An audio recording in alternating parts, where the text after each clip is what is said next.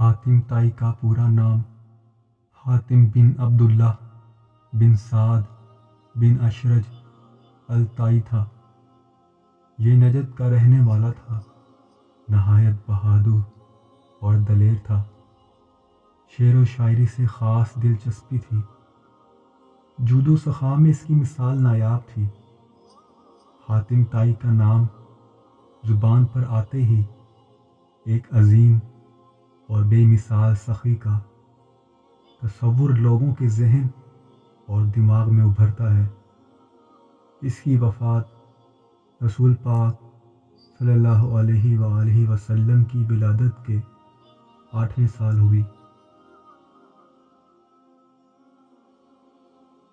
ایک بار کسی شخص نے حاتم طائی سے پوچھا، کیا کبھی ایسا ہوا ہے کہ کوئی شخص سخاوت میں آپ پر سبقت لے گیا ہو؟ حاتم طائی نے جواب دیا، ہاں، ایک مرتبہ کا واقعہ ہے۔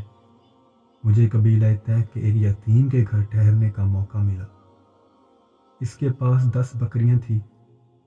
اس نے میری مہمانی کی خاطر ایک بکری ذبح کی اور دسترخوان پر میرے آگے اس کا مغز پیش کیا۔ مجھے مغز کا وہ حصہ بہت ہی لذیذ لگا۔ میں نے کھانے کے ساتھ ہی کہا، واللہ یہ کس قدر لذیذ ہے۔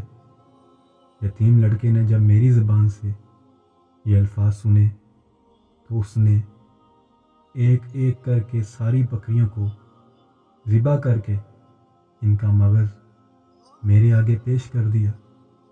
مجھے اس کا علم نہیں تھا۔ میری خاطر اس نے اپنی ساری بکریاں ذبح کر دی ہیں۔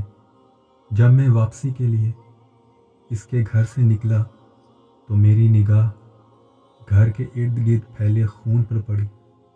میں نے دیکھا اس نے بکریوں کو ان کی رسیوں سمیت ہی ذبح کر ڈالا۔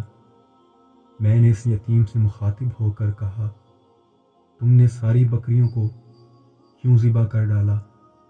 وہ کہنے لگا، سبحان اللہ، آپ جیسے مہمان کو کوئی اچھی چیز لگے جو میرے پاس ہو، میں بخل سے کام لے کر آپ سے اسے روکوں، یہ تو عربوں کی شان میں گستاخی اور عیب ہوگا۔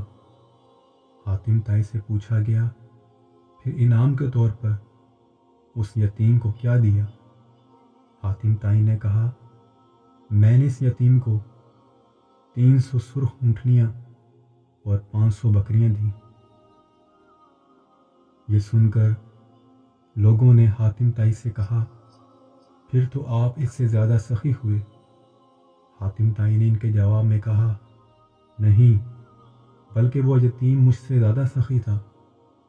تو اس نے اپنی ملکیت میں موجود سب کچھ سخاوت کر دیا۔